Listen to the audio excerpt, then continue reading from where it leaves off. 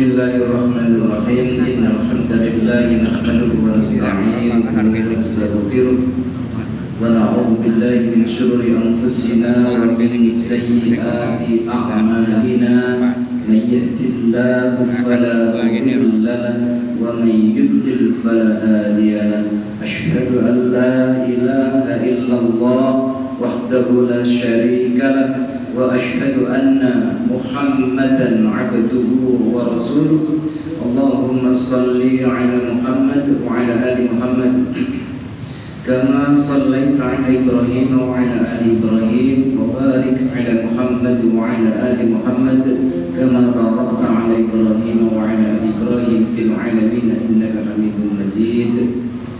Allahumma anfa'na bima 'allamtana وعلمنا ما ينفعنا وزدنا علما. الحمد لله على كل حال ونعوذ بك من حال أهل النار. سبحانك لا علم لنا إلا ما علمتنا إنك أنت العليم الحكيم. أما بعد, yang terhormat seluruh jajaran pimpinan Muhammadiyah Cabang Sanan Wetan, dari ketua sampai ke bawah, hadirin para jamaah, Bapak Ibu rahimakumullah. Terima kasih Mas MC, Mas Sanudin, luar biasa. Sanudin, Mas Damar, terima kasih sudah baca Al-Quran.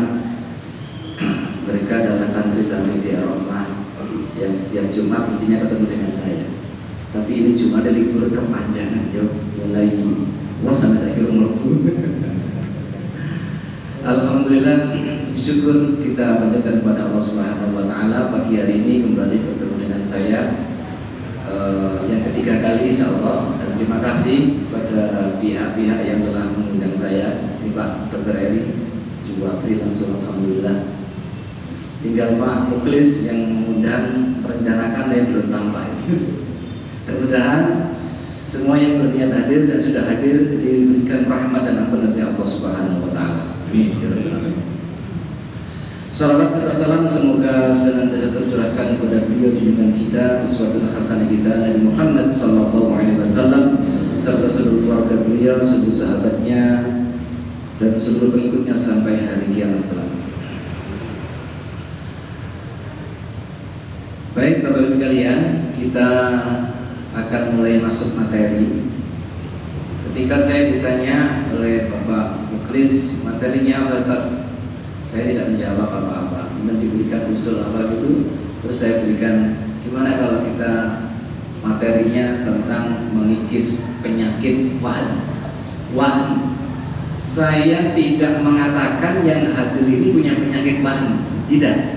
Tapi saya ingin mengingatkan diri kita masing-masing bahwa al-wahnu itu penyakit yang harus dihilangkan. Ini disebut pertama. Jadi kesepakatan pertama bahwa al-wahnu itu satu penyakit yang harus dihilangkan dari diri kita masing-masing. Mengapa saya memilih ini? Salah satu alasannya adalah ketika kita semua mendengar berita tentang gejolak api yang ada di Israel yang kebakaran itu ya, di YouTube sudah banyak. Israel kebakaran dengan api yang aneh-aneh itu, di pohon kurma yang terbakarnya dari atas, dari tengah, dan lain-lain berita yang menunjukkan bahwa itu kecelakaan benar di Israel sana. Terus banyaklah saudara-saudara kita ini yang menunjukkan rasa senang, rasa gembira Israel menerima musibah begitu. Termasuk saya. Satu sisi saya ingin mengucapkan doa alhamdulillah, orang yang membantai Muslim Palestina dikenai azab, dulu Amerika, sekarang Israel gitu ya, dikenai azab api. Satu sisi begitu. Tapi terus terang Bapak Ibu, sisi yang lain di hati saya itu belum bisa menerima. Apa? Karena api itu perbuatan dari Allah, bukan keperkasaan kaum muslimin. Betul? Bukan kemenangan kaum muslimin. Kita ini kan ditunggu. Kapan kita bisa membebaskan saudara kita di Palestina itu? Allah sudah memberikan rambu-rambu. Kill. Amerika ingin nane tak bom kayak gini, langsung ngapain suwi. Sekarang Israel gak kasih api, gak bisa mateni Yusuf, bahkan sampai minta bantuan internasional untuk hanya memadamkan api. Mana kaum muslimin, mana tentara kaum muslimin? Itu yang hati saya belum bisa terima. Gak tahu sekarang apinya sudah padam atau belum. Sudah ya Pak? Kalau belum padam ya tidak apa-apa. Tapi ingat, itu adalah perbuatan tangan Allah, bukan tangannya tentara atau pemimpin kaum muslimin. Yang harusnya kita lah yang membela mereka, bukan nunggu kalau anak angin ribut, nunggu anak kebakaran, longsor. Itu urusannya Allah kan begitu. Ya. Jadi inilah yang menjadi prihatin di hati saya. Maka saya curiga ini tidak ngomong ponis. Jangan-jangan di hatinya kaum muslimin dan para pemimpinnya kaum muslimin ada penyakit al-wahnu wahandan yang kita ngaji sekarang. Bapak Ibu rahimahullah, kalau kita bicara al-wahnu itu bukan merujuk kepada kelemahan fisik, bukan. Tetapi yang dirujuk dengan penyakit al-wahn adalah kelemahan mental, termasuk semangat berjuang, dan kelemahan spiritual. Itu yang menjadi bahaya.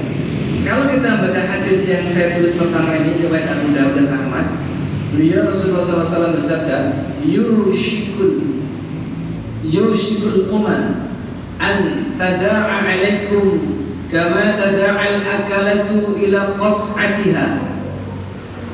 Yushikul umam, hampir saja umat-umat yang kafir ini, bangsa-bangsa yang kafir ini, antada alaikum, mengerumuni kalian. Ini hampir apa sudah terjadi ya kalau sekarang? Sudah terjadi kira-kira ya. Itu Rasulullah kan bicaranya 14 abad yang lalu. Hampir Pak. Sekarang ini memang umat Muslim dikerumuni oleh orang-orang kafir. Kama tada'a akalatu ila qas'atiha, sebagaimana orang-orang mengerumuni makanan bersama-sama. Ya mohon maaf, kalau adatnya di Arab dulu kan makannya wadah yang besar gitu kan, terus bareng-bareng kumpul dulu. Umat Islam ada di situ seperti makanan yang empuk begitu. Itu keadaan kita. Dan Rasulullah itu memberikan gambaran skalanya skala keumatan, bukan individu dulu ini.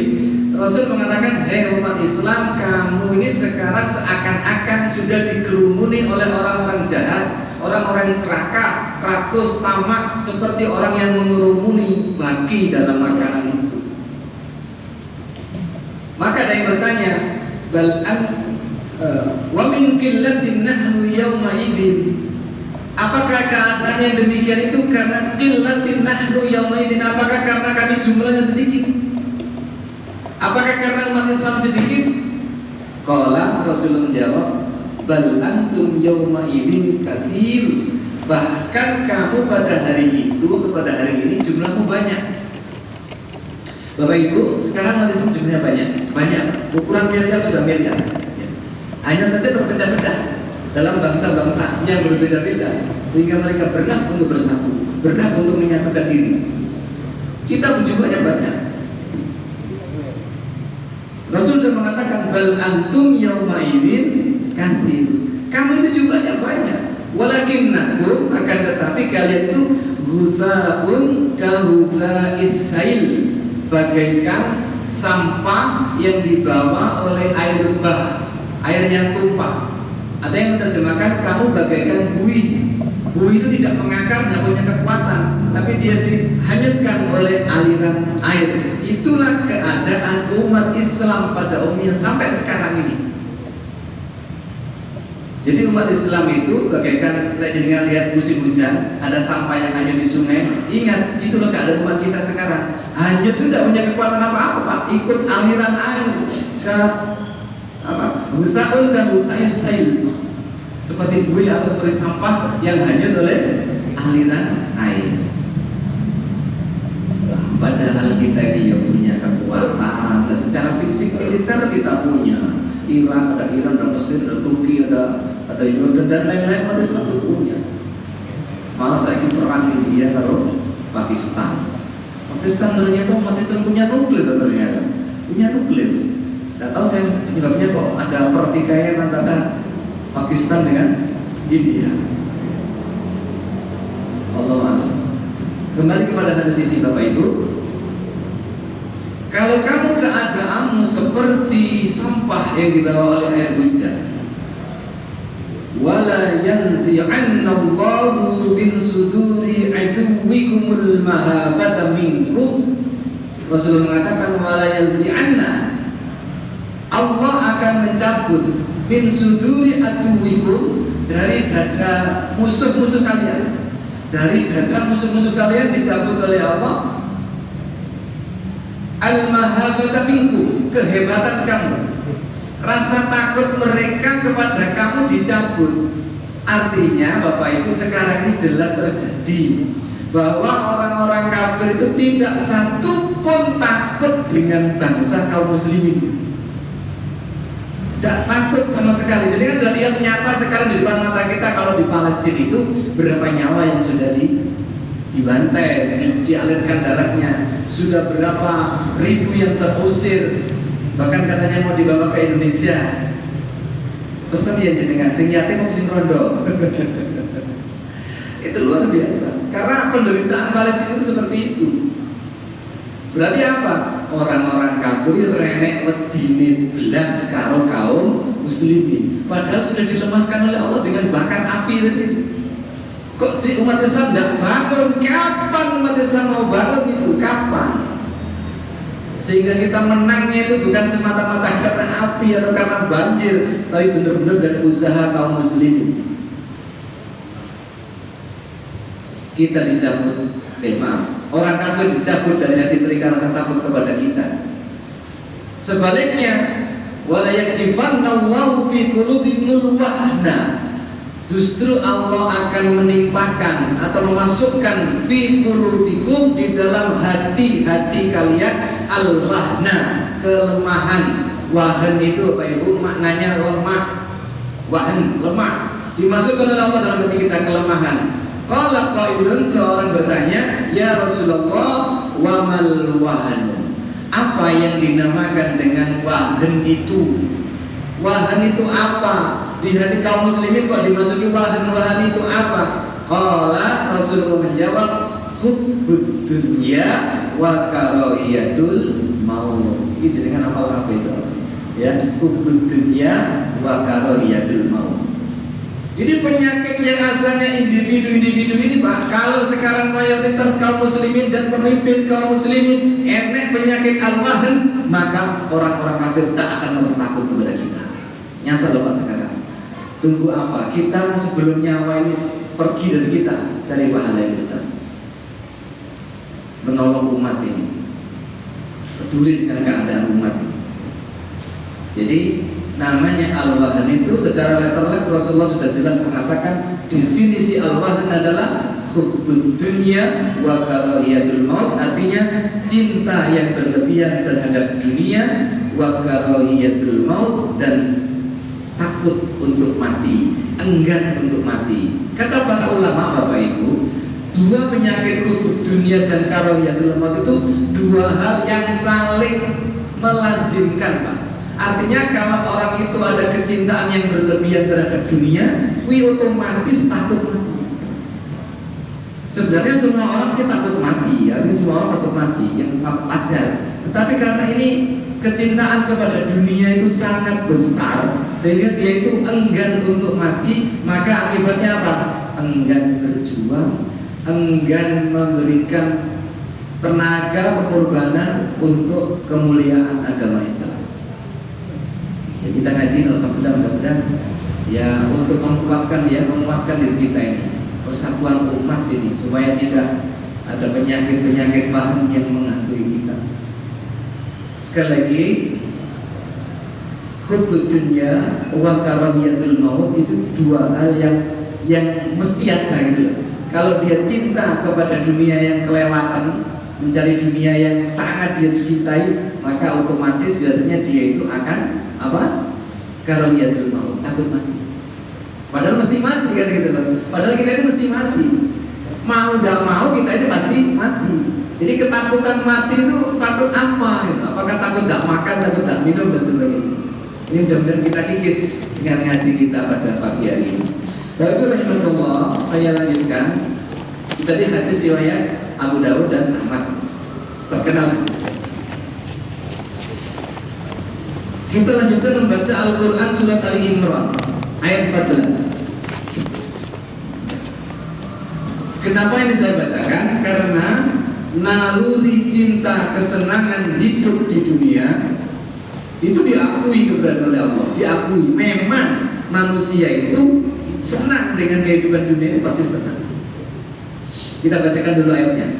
A'udzubillahi minasyaitonir rajim.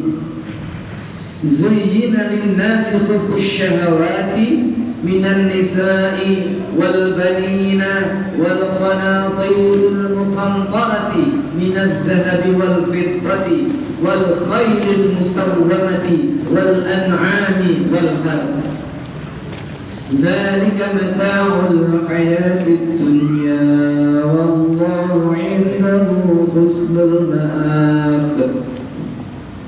Artinya zuyyina lin-nasi, dihiasi pada manusia, dihiasi untuk manusia, dijadikan indah pada pandangan manusia.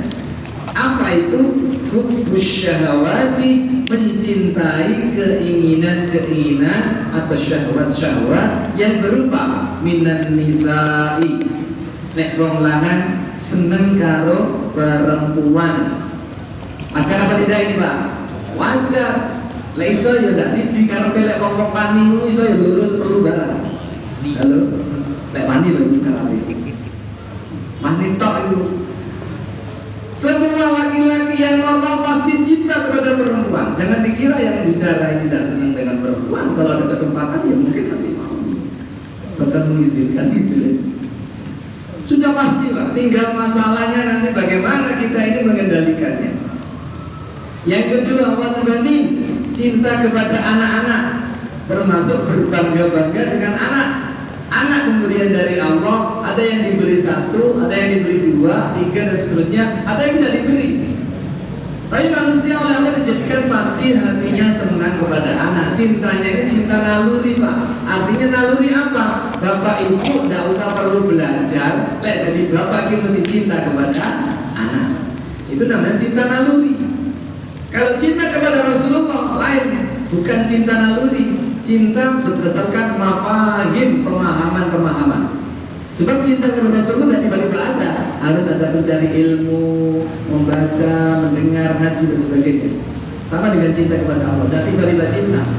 Tapi kalau cinta kita kepada anak, itu cinta yang sifatnya naluriah, ya pasti ada.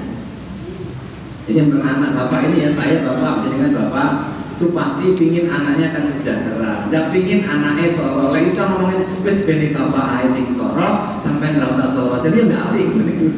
Tapi itu rasanya bapak seperti itu. Masih anaknya kerja soro bapak tidak tega, mesti gitu kan? Ya Allah. Maka kita berdoa kepada Allah agar anak-anak kita hidup lebih baik daripada kehidupan kita. Tetapi takdir mungkin bicara tidak sesuai dengan keinginan kita. Cinta yang kedua, wal qanatirul muqantarati minadh dhahabi wal fiddah. Orang itu pasti cinta pada harta yang banyak. Di sini maknanya bertumpuk-tumpuk yang terdiri dari emas dan perak. Ya emas jarang-jarang di sini kita lihat yang banyak. Kalau yang pernah atau sering kita lihat di TV atau di YouTube itu tumpukan uang hasil korupsi atau hasil hal-hal yang tidak baik, yang tidak benar. Ya. Kemarin saya lihat di TV itu ada tumpukan uang sejumlah 495 M. Ternyata ngalah-ngalai kasur spring bed lah, itu banyak. Itu uang. Jadi kan dia punya uang segitu ini kira-kira susah apa senang? Susah. Udah yang mikir. Kemarin kan kasus terakhir yang ada hakim MA menyembunyikan uang, nggak tahu hasilnya apa gitu. 95 M, dia itu takut ya, uangnya disimpan di rumah yang sepi, tidak ada penghuninya, ditaruh di bawah tempat tidur, gak cukup Pak, 95 M. Boleh duit dicari, tapi tidak membahagiakan. Sudah nyimpan emas 15 kg coba, emas kita punya berapa gram, dia malah nyimpan 15 kilo rezekinya bergawe nih opo. Itulah kecintaan manusia kepada harta yang bertumpuk-tumpuk, emas, perak. Ternyata begitu dikasih banyak malah bingung, malah ya kalau banyak-banyak maksudnya kan ya korupsi atau apa gitu. Luar biasa. Kemarin kan saya sudah cerita itu, uang 1 triliun itu kalau dijajar-jajar, uang 100 ribuan dijajar itu sambung Pak dari Banyuwangi sampai Jakarta. Jadi kan uang 100 ribu itu berapa sen itu? Bukan kita sampaikan 10 sen atau 15 sen itu. Lupa ya jenengan ya. Atau memang tidak pernah diukur. Nanti sampai rumah diukur, uang 100.000 itu berapa senti? Lek jumlah 1 triliun, itu lek dikelep nih dalam raya sampai Jakarta dari Banyuwangi. Lebih banget. Uang yang banyak menipu kita. Ternyata kalau manusia itu uangnya bertumpuk-tumpuk pun tidak digunakan semua. Betul ya Pak ya? Kita untuk makan ya 1 piring seperti itu, pakaian ya begitu. Tapi keserakahan manusia yang bisa mencelakakan dia. Yang keempat, apa yang dihiaskan oleh Allah kepada manusia? Wal khayril musawwamah. Kuda-kuda pilihan atau kendaraan-kendaraan yang terpilih. Pasti kita kepingin punya kendaraan yang terbaik, yang sudah punya ini kepingin lagi dan sebagainya. Ingat, itu dunia Pak. Jenengan tidak punya mobil 1, pingin 2 apa tidak? Pingin 2, dapat 2, pingin 3. Terus buat apa? Andai kan jenengan punya mobil 10 gitu, repot. Majekin dilarang, gitu kan? Disimpan di mana, dipakai apa? Akhirnya rusak juga. Itu tapi kita pingin kepinginan yang tidak berguna sebenarnya. Wal an'am, yang kelima, kita dicintakan apa dibuat cinta kepada al-an'am, hewan ternak. Ya yang punya ternak dari ayam, kambing dan sebagainya. Wal haras, manusia dihiasi dengan cinta kepada sawah ladang. Itu semuanya kekayaan dunia. Allah menyebutkan satu-satu. Wanita, anak, harta yang bertumpuk, kendaraan yang pilihan, hewan ternak, sawah ladang, ada 6 setidaknya. Allah sudah menutup dengan kata-kata begini. Dzalika mata'ul hayatid dunya.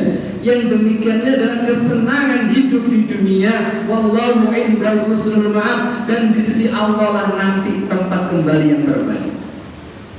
Jadi cinta ya cinta, tapi ingat tempat kembali kita nanti di sisi Allah Subhanahu wa taala.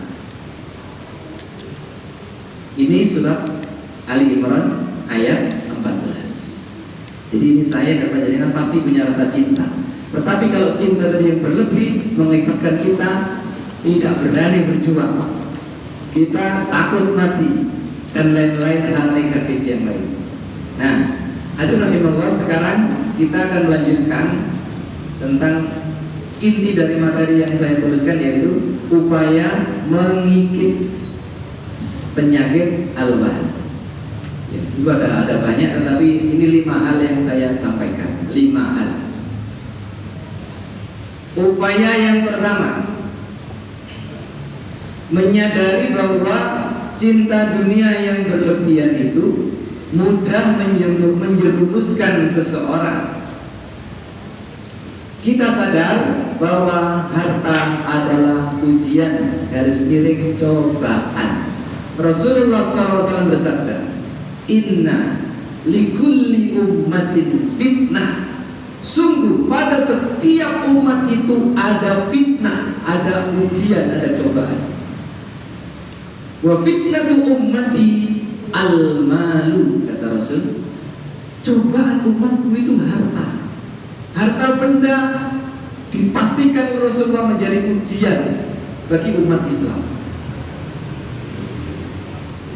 Bahkan dalam riwayat lain katakan Rasulullah, demi Allah, aku tidak takut kepada kalian tertimpa kefakiran, tetapi aku takut kalau dibukakan pintu yang luas kepada kalian tentang penguasaan harta ini. Kalian lalu menghalalkan segala cara, lalu kalian saling membunuh, maka binasalah kalian sebagaimana binasa umat-umat sebelumnya. Itu Rasulullah bersumpah, Pak. Jadi orang-orang itu yang kalau sudah dibukakan pintu harta yang banyak, kemaksiatannya itu menjadi sangat besar. Terus ngetepne pabrik minuman keras, ngetepne kafe-kafe sing biliar perjudian, tuku-tuku wong wedok, ngono lho duit akeh. Rusaknya luar biasa, bisnis narkoba, itu uangnya banyak. Perjudian berbagai macam. Itulah ya, fitnah umat kata Rasulullah al-mal. Fitnahnya umat Islam itu mal, harta. Kalau kita sudah sadar, sudah ngerti lagi, oh ternyata umatnya Nabi Muhammad termasuk saya dan panjenengan ini diuji salah satunya dengan harta. Ibu jangan khawatir yang tidak punya harta, nggak apa-apa, pokoknya cukup makan saja, nggak usah macam-macam, malah nanti hisabnya lebih cepat, betul kan? Hisabnya orang-orang yang tidak mampu lebih cepat, sehingga panjenengan Bapak Ibu lebih cepat masuk surganya Allah daripada orang-orang yang berduit, orang-orang yang kaya. Mereka ditahan oleh Allah dengan hisab. Selisihnya 500 tahun. Orang-orang yang tidak mampu sudah masuk surga, orang kaya 500 tahun lagi baru masuk. Bila kaya apa bila yang tidak mampu? Kaya tapi cepat surga, mesti pilihannya angel. Kaya cepat surga. Kaya ingin surga ya harus diinfakkan di jalan Allah. Tuh, upaya pertama Bapak Ibu yaitu menyadari bahwa harta itu ujian bagi umat Rasulullah SAW. Yang kedua, menyadari bahwa harta dunia ini tidak dibawa mati. Betul ya? Tidak dibawa mati, kecuali yang di Jember kemarin kasusnya anak kecelakaan sepeda motornya dikubur di sana. Ini di Jember ada. Bapak ini gitu, sepeda motornya jadi berosok naik lapor dikubur mana. Hanya itu ada kasus yang saya tahu. Rasulullah mengatakan begini, yatba'ul mayyita salasun. Berawal, mayat itu diikuti 3 perkara.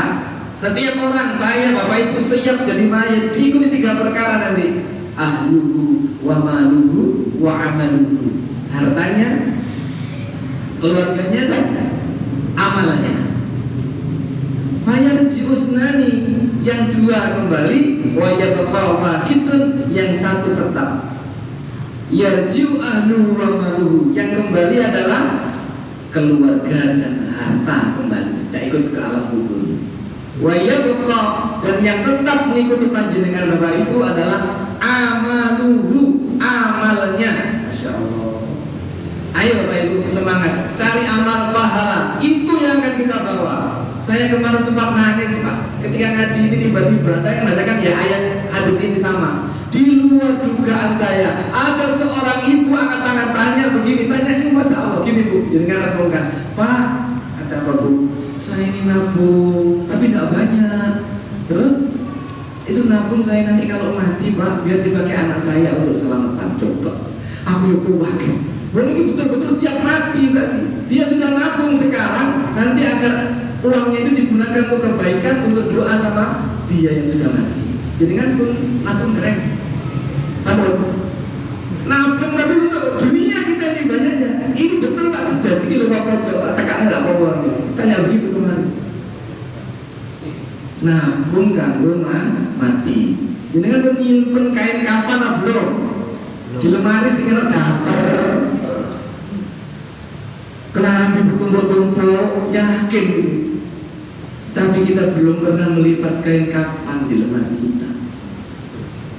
Pejabat dulu, Khalifah Turki Utsmani, jangan lihat pakai apa Pak? Udeng-udeng belengaran ini pokoknya super gede di kepala. Itu bukan semata-mata super, tetapi itu adalah kain kapan yang diudekkan di atas kepala. Untuk apa? Agar pejabat-pejabat itu ingat mati, gak korupsi, gak oleh berbohong mengatakan uang di sakunya ada uang di baik Allah, gak oleh. Wah, ya. Ingat itu. Kita ingat mati susah ya Pak ya. Susah ingat mati itu. Jadi kan Bapak nyolati jenazah kadang nggak ingat mati. Woi apa bahasa saya kata gitu. Nyolati jenazah orang ingat mati. Sekarang kan gini diam-diam. Di depan ada jenazah kadang saya guyon deh kalau kancane nggak eling mati. Ingat Bapak Ibu, Mati tidak membawa harta sejul pun. Kalau yang bawa piring, kulkas, apalagi nggak oleh. Semua tak boleh dibawa. Kalau panjenengan ingin membawa mati harta panjenengan, Bapak Ibu harus dikeluarkan di jalan Allah uangnya, betul ya? Diinfakkan, disedekahkan, diwakafkan, diberikan apa untuk masjid dan lain-lain. Itu yang akan dibawa mati. Tapi ya saya sendiri belum pernah nabung untuk mati loh Pak. Panjenengan lek mari ngaji di dalam kok nabung apa kira-kira? Nabung dikit-dikit nanti le aku mati le iki rukune kasih masjid Ar-Rahmah. Tulis mohon doa. Masya Allah. Gimana Pak? Enaknya nabung untuk mati atau untuk hidup? Hadirin rahimakumullah. Yang ketiga, upaya mengikut penyakit al-wahan. Yang ketiga, menyadari Bapak Ibu bahwa harta akan dihisab. Ini seperti yang tadi, bahwa harta akan dihisab. Kita ini yakin harta akan dihisab, tapi sering kita ini lupa mengumpulkan harta dari jalan yang remeng-remeng. Hartanya rapat halal yang dikumpulkan. Hati-hati. Ingat, semua dimintakan pertanggungjawaban. Kata Rasulullah SAW dalam riwayat Ibnu Hibban, la tazulu qadama 'abdin yaumal qiyamati hatta yus'ala an arba'in. Tidak bergeser tumit seorang hamba pada hari kiamat sampai ditanyakan 4 hal. Tidak boleh bergerak. 4 hal itu apa? 1, an umrihi fi ma'afnahu, dari umurnya dihabiskan untuk apa? Pun siap-siap, umurnya awal diri dihitung-hitung, mulai balik dia umur 15 tahun dan seterusnya. Untuk apa? Kejahatankah, kemaksiatankah? Tapi Rasul menginginkan agar umur itu digunakan sebaik-baiknya untuk kebaikan-kebaikan. Khairun nas man tala umruhu wa hasuna amaluhu. Sebagus-bagus manusia adalah yang panjang usianya dan bagus amal perbuatannya. Kita mohon kepada Allah diberikan kekuatan beramal soleh setiap hari. Yang kedua ditanya wa an jasadihi fima ablahu. Yang nomor 2 ditanya besok di hari kiamat tentang badannya digunakan untuk apa sampai rusak masuk alam kubur. Iki sing wis meh rusak, bersiap-siap. Harus ingat persiapan menuju alam kubur. Tapi sing nom-nom yang buaya lari, padahal kematian tidak memandang umur, gitu kan? Kematian tidak memandang umur. Kalau jenengan dikasih umur panjang, ingat ini pemberian dari Allah untuk apa? Jenengan sadar, oh mungkin aku masih punya dosa dulu yang belum dimaafkan. Sekarang saatnya saya minta ampun kepada Allah. Oh, saya mungkin amal solehnya kurang banyak, maka saat itu perbanyak amal soleh. Sholatnya 5 waktu, tidak terlambat. Tadi pengajian diundang jam berapa Bapak Ibu? Jam 7 atau setengah 8? Jam 7. Jadi Pak Edi dinasihati ini, bang, waktu ini sholat biasa kan tepat oleh pengajian molor. Tak bilang gini, tidak apa-apa Pak, Mas Bu diuji oleh ganjaran. Aku yang bersama sing ngundang gitu ya. Jadi sudah dilatih, jadi kan ini ada umroh yang sudah haji itu, antri di Masjidil Haram, antri di Masjid Nabi, akan tepat saat ada dikumandangkan, bahkan jauh sebelum adzan dikumandangkan panjenengan sudah hadir. Tolong dibawa ke sini, ke Roma, ke Al-Falah. Sini jalan balik jadi mau ke situ. Al-Ikhlas. Turunkan nganti di situ nunggu. Coba kalau kita dapat pahala yang banyak. Jadi rahimahumullah. Yang ketiga yang ditanya di hari kiamat wa an ilmihi, ilmunya. Mada amila fi. Ilmunya digunakan untuk apa? Pengetahuannya untuk apa? Untuk tahu-tahu saja, untuk berdebat atau apa? Untuk diamalkan. Ilmu untuk diamalkan. Maka sekarang ngaji itu gak usah sulit-sulit Pak. Yang penting kita ini beramal soleh. Jangan terjebak dengan perdebatan itu urusannya orang sing pintar-pintar loh. Awake dhewe biasa-biasa aja. Wajib ibadah masuk. Enggak usah terus ngoreksi liar sih enggak podo nanti ada ruwet begini. Benar. Perbanyak amal ibadah. Yang keempat ditanyakan ini, wa an malihi, ditanyakan tentang hartanya, min aina iktasabahu wa fima anfaqahu. Harta ditanya, diusahakannya dari mana harta itu dan dibelanjakan kemana. Dua hal ditanya Bapak Ibu. Besok harta kita ditanya oleh Allah, iki hartamu oleh tekon digayopo. Iki wis dibocorke lho Pak, rahasia soal-soal pertanyaan ujian nasional, ujian internasional ini nanti ya. Dibocorkan sama Rasulullah. Maksudnya agar umat Islam ini jangan terperangkap, jangan terperosok dengan amal-amal yang haram. Supaya mudah besok hisabnya ya. Supaya mudah. Kemarin saya tanya doanya apa? Saya sampaikan doanya supaya hisabnya dimudah. Allahumma hasibni hisaban yasira. Ya Allah, hisablah aku dengan hisab yang mudah. Sampai diamalin atau tidak? Allahumma hasibni hisaban yasira. Ya Allah, hisablah saya dengan hisab yang mudah. Yang mudah itu bagaimana? Yang mudah itu adalah ketika Allah periksa amal kita, ditunjukkan dosa-dosa kita, ditunjukkan salah-salah kita, lalu Allah mengatakan, ini dosamu, ini kesalahanmu, tapi hari ini aku maafkan. Itulah hisab yang mudah. Itu Pak yang kita tunggu. Berbanyak dan sujud doa, Allahumma hasibni hisaban yasira. Ya Allah, Allahumma hasibni hisaban yasira. Hisablah aku dengan hisab yang mudah. Berat hisab. Dan juga supaya harta kita halal, ada doa yang diwariskan Rasulullah SAW. Allahumma fini bi halalika an haramik walnini bi fadlika amman siwak. Bapak Ibu dicari tadi ya di Google, diketik doa apa tadi? Minta harta yang halal. Itu pasti ada. Sekarang Google itu sembarang ada Pak, tinggal kita. Ini yang baik-baik. Jangan amalkan doa tadi. Allahumma kfini bihalalika an haramik wa aghnini bi fadlika amman siwak. Ya Allah, cukupkan aku dengan rezeki yang halal, jauh dari yang haram. Dan cukupkan aku dengan keutamaan dari sisimu, bukan dari selain Engkau.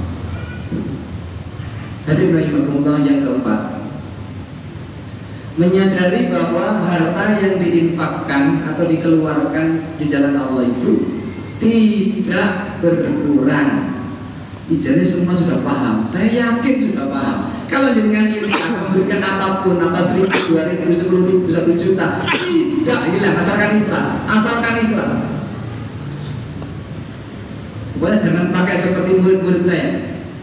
Apa murid saya pakai? Maksud nyumbang titik sih penting ikhlas ya Pak. No. Kowe nyumbang titik yang mesti ikhlas tak bilang itu. Nek titik gak ikhlas kok bacot le.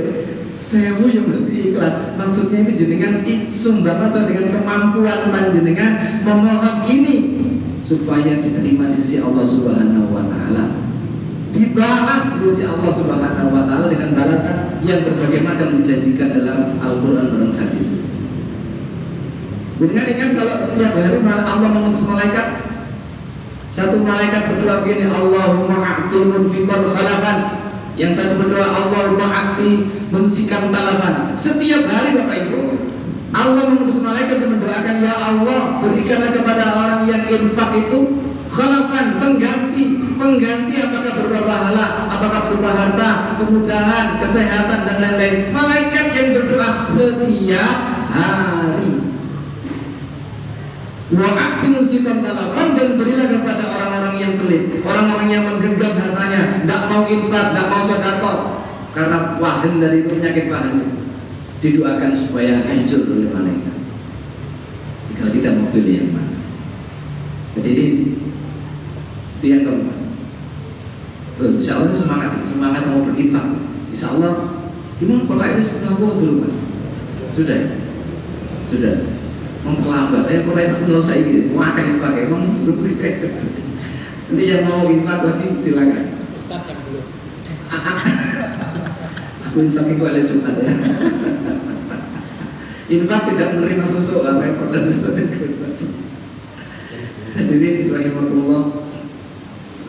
Yang terakhir, kelima, Bapak Ibu, supaya kita terhindar dari penyakit wahan, terkikis kalau bisa habis. Yang kelima ini, kita harus menyadari bahwa penyakit wahan mendorong manusia untuk kufur nikmat, tidak pandai bersyukur, selalu merasa tidak puas. Itu penyakit berarti. Dan jenengan tidak pandai bersyukur atas nikmat yang sedikit, kata Rasulullah, kamu tidak akan pernah bersyukur atas nikmat yang banyak. Man lam yashkuril qalil lam yashkuril katsir. Siapa yang tidak bersyukur atas nikmat Allah yang sedikit, dia tidak akan bisa bersyukur atas nikmat Allah yang banyak. Yang sering saya sampaikan hadis Nabi begini, undur ila man asfala minkum. Lihatlah orang yang ada di bawahmu. Kedudukanmu, melihat orang yang kurang beruntung. Lihat, perhatikan. Wala tanzuru ila man huwa fawqakum. Jangan kau lihat orang yang kedudukannya berada levelnya di atas kita. Itu Nabi berikan kunci itu kepada umatnya. Lebih pandai bersyukur, lihat orang-orang yang keadaannya lebih kurang beruntung. Jangan bandingkan dengan yang di atas. Kenapa begitu kata Rasul? Bahwa ajidaru ini lebih tepat.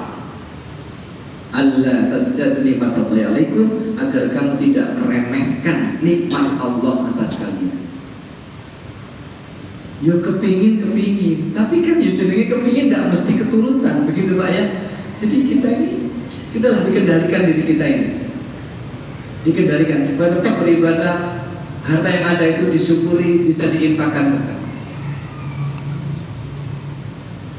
Ada doa yang Allahumma a'inni ala zikrika wa syukrika wa husni ibadatik. Doa ini dalam riwayat Ahmad supaya diucapkan setiap akhir salat fardu. Allahumma a'inni ala zikrika wa syukrika wa husni ibadatik. Ya Allah, tolonglah saya, bantulah saya untuk mengingatmu dan bersyukur atas nikmatmu, wa husni ibadatik, dan menjadi hambamu yang terbaik.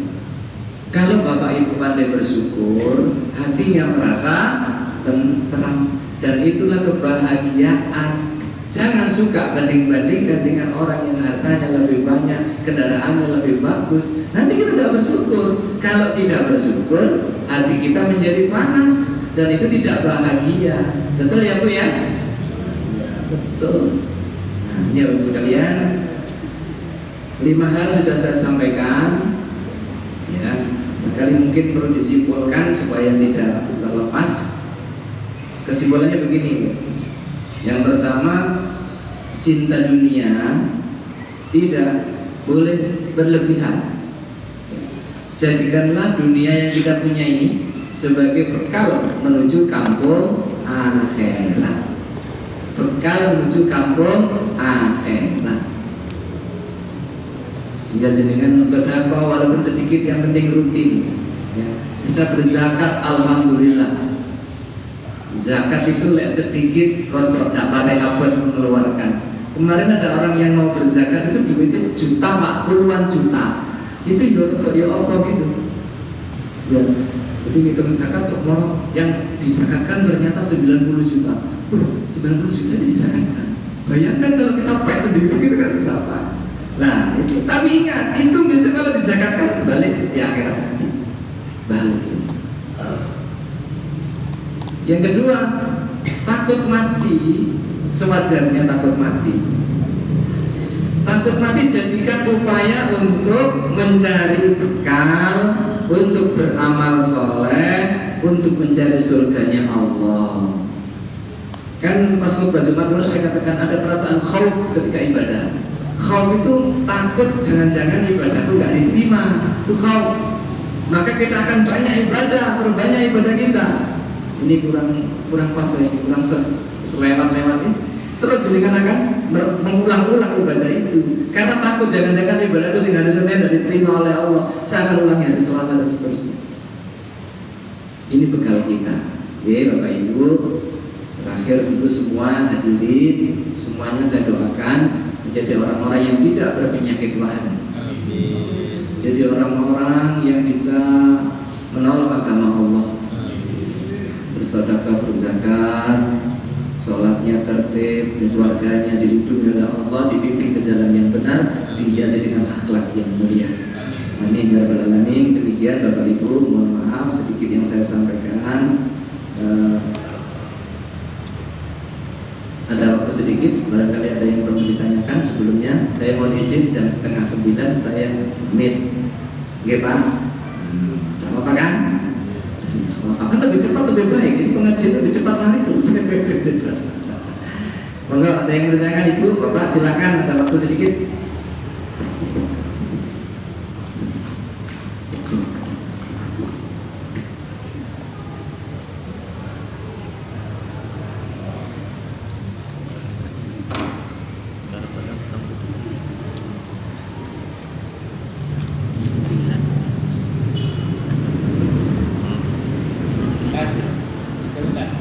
Gimana? Bahan itu apakah manusia? Gitu aja. Iya. Wahan itu disebut Rasulullah sebagai penyakit karena berlebihannya.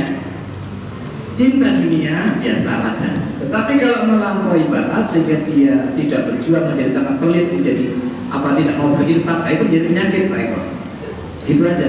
Jadi batasnya gitu. Boleh orang kaya, satu, jalannya harus benar, dua, kewajiban harta harus dikeluarkan. Bagus. Karena kita ada hadis yang luar biasa. Allah mencintai hambanya yang bertakwa, yang kaya, yang beribadah tersembunyi. 3 hal ini, riwayat Ahmad. Allah mencintai siapa? Orang yang bertakwa, yang kedua orang yang sugih, yang ketiga yang ibadah sembunyi-sembunyi. Maksudnya yang ibadah sembunyi. Ya kalau misalnya bersedekah juga dia bersembunyi, itu luar biasa. 3. Jadilah orang-orang yang kaya, kalau ngasih sumbangan nggak usah disebut-sebut, wah itu Allah cinta itu. Jadi kan tersembunyi apa enggak? Tersembunyi tak pangeran sih. Ya monggo, cita-cita mudah-mudahan jadi orang yang bertakwa, orang yang kaya, orang yang bersiap bersedekah secara secara sembunyi-sembunyi. Sehingga tangan kirinya tidak mengetahui apa yang diinfakkan oleh tangan kanannya, maka mendapatkan perlindungan pada hari kiamat. Saya kira itu dulu baik-baik. Dan saya doakan semua jadi orang yang kaya, yang berkecukupan, yang bisa bersedekah, berbuka, berzakat, menolong agama Allah ini, tidak takut mati. Amin. Subhanallah wa bihamdika asyhadu an